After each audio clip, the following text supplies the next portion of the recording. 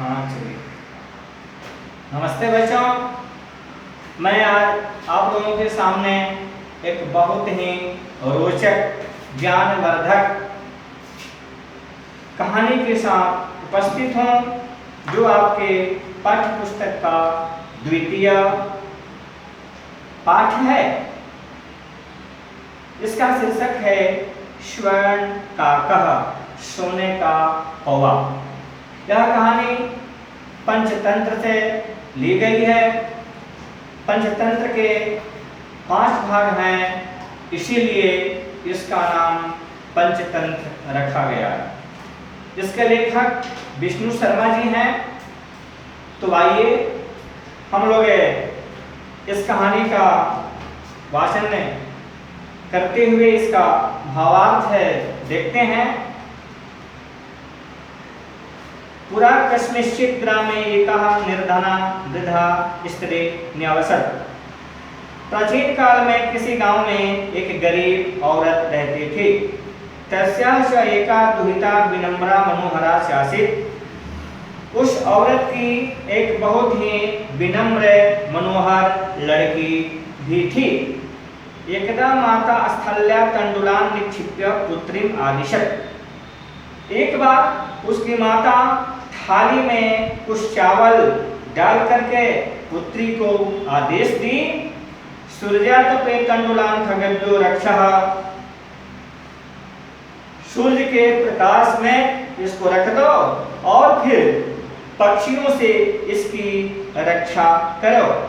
किश्चित् कालानन्तरम् एको विचित्रः काकः समुद्दीय तस्याः समीपम् अगच्छत्। कुछ देर के बाद एक बहुत ही विचित्र काका मीन्स कौवा उड़ करके वहां आया। नेत्रादिशः स्वर्णपक्षो रजतचंचुः स्वर्णकालहस्ता पूर्वं दृष्टा। ऐसा मैंने सोने का कौवा जिसका चोंच चांदी का है आज तक मैंने नहीं देखा।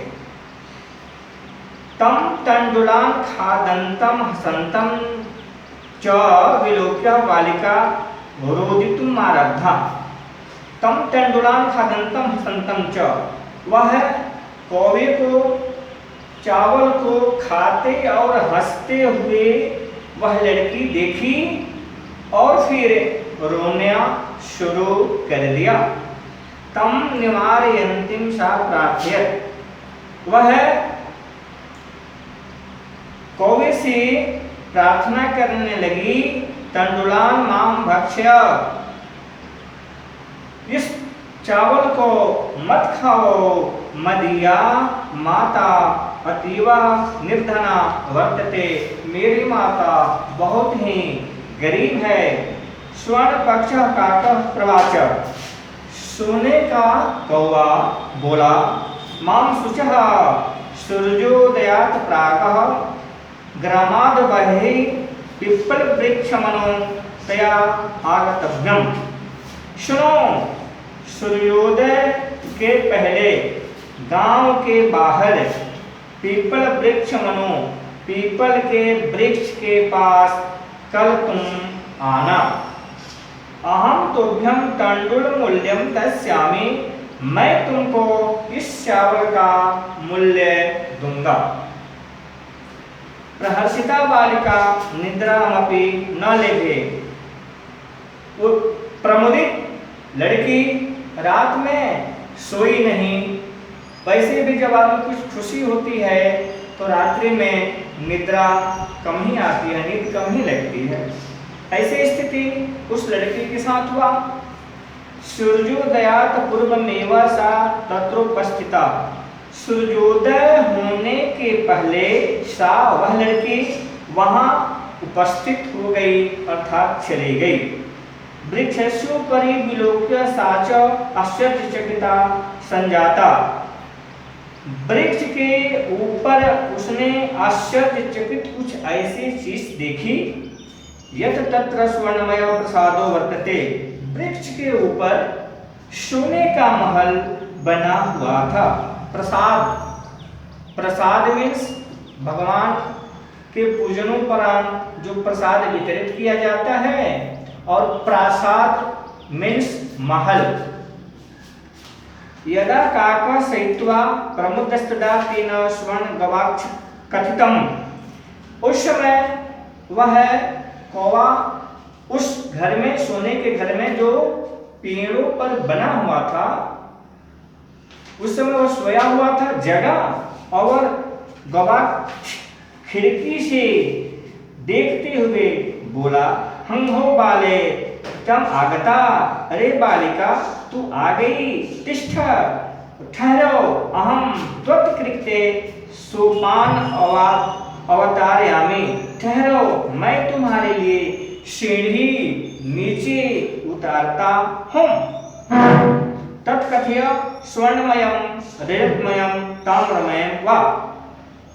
फिर उसने उस बालिका से पूछा कि सोने का उतारूं, चांदी का उतारूं या तांबे का उतारूं? कन्या उदत, वह लड़की बोली, अहम निर्धन मातो दुहिता अस्मि, मैं एक गरीब माँ की बेटी हूँ। अहम निर्धन मातो दुहिता अस्मि ताम्र सोपाने नैव आगमिष्यामि, मेरे लिए तो आप तांबे का ही सीढ़ी की व्यवस्था कर दें, सीढ़ी लाइए। परम स्वर्ण सोपानेनैव सा स्वर्ण भवनम आरोहत, लेकिन वह कौवा सोने की सीढ़ी ऊपर से नीचे उतारा।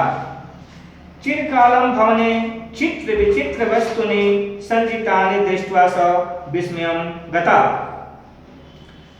बहुत समय के बाद वह चित्र विचित्र भांति भांति के वस्तुओं से युक्त संदूक अथवा अर्थात बक्सा लाया। श्रांतम ता विलोक्य काका अवदत्, उसने थके हुए लड़की को देखा और बोला, पूर्वम लघु प्रातरासः क्रियताम वदं त्वं स्वर्णस्थाल्यां भोजनं करिष्यसि किं वा रजतस्थाल्यां ताम्रस्थाल्यां। उसने उस लड़की को खिलाने के लिए पूछा कि तुम सोने के थाली में भोजन करोगी या चांदी के थाली में भोजन करोगी या तांबे के थाली में? बालिका उदत, ताम्रस्थाल्यम एव अहम निर्धना भोजनम करिष्यामि, मेरे लिए तो तांबे का थाली ही ठीक है, क्योंकि मैं बहुत ही गरीब हूँ। तदा सा आश्चर्यचकिता संजाता यदा स्वर्णकाकेन स्वर्णस्थाल्यं भोजनं परिवेशितम्। उसकी वाणी को सुनकर के वह कौवा बहुत आश्चर्यचकित हुआ, लेकिन उसने सोने के थाली में ही उस लड़की के लिए भोजन परोसा। स एकादशम स्वादु भोजन अवद्याधि बालिका खादितवती, उसमें बहुत ही सुंदर व्यंजन परोसे गए थे। काकु अवदत् बालिके अहम इच्छामि यत् त्वं सर्वदा अत्रैव तिष्ठ परं तव मातुः तु एकाकिनी वर्तते। वह कौवा बोला, हे लड़की, मैं तो चाहता हूँ कि तुम हमेशा यहाँ यहीं रहो, किंतु तुम्हारे यहाँ रहने से तुम्हारी माता अकेली हो जाएगी, अतः तुम शीघ्रमेव स्वगृहं गच्छ, अतः तुम जल्दी ही अपने घर को जाओ। इत्युक्त्वा काका कक्षाभ्यन्तरात् तीसरा मंजुषा निस्यारतां प्रतवत्। इसके पहले वह जो कौवा बक्सा लाया था वे 3 थी, और फिर उसमें बालिके तेषां गृहाणां मंजुषम् एकां लघुतमां मंजुषां प्रगृह्य बालिकाया कथितम् इयम् एव मदीय तण्डुलां मूल्यम्। वह कौवा 3 बक्सा जो लाया था उसमें एक बहुत बड़ा था, उससे एक छोटा था, और उन दोनों से भी एक छोटा संदूक था। और उसने कौवा बोला कि यही तुम्हारे चावल का मूल्य है, इसे तुम ले जाओ। गृहमागत्य तथा मंजुषां समुद्घाटिता तस्सं महारणे हीरकाणे विलुप्तशा प्रहर्षिता तद्धिनका च संजाता। वह लड़की उस संदूक को घर लाई और उसको जब खोला गया तो उसमें बेशकीमती हीरे के हार और बहुत ही अमूल्य संपदा मणि माणिक्य उसमें भरे पड़े थे। तस्मिन्नेव ग्रामे एका यपरा लुब्धा वृद्धा निवसत्। उसी गांव में एक दूसरी वृद्ध महिला रहती थी।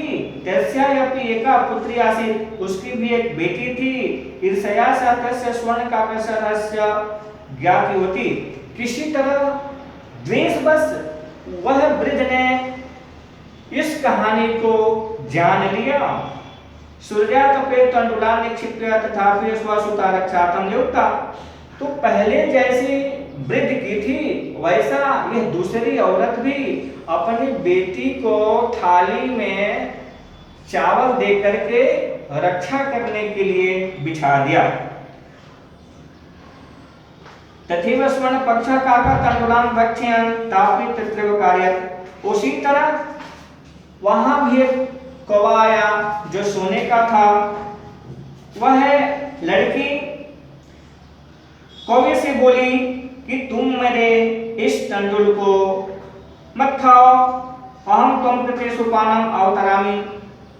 फिर भी वह कहा कि मैं भी इस खाऊंगा इस चावल को और बदले में इस चावल के मूल्य को मैं तुमको दे दूंगा। ऐसे ही वह कौवा उस लड़की को भी पीपल के नीचे सूर्योदय के पहले अगले दिन बुलाया।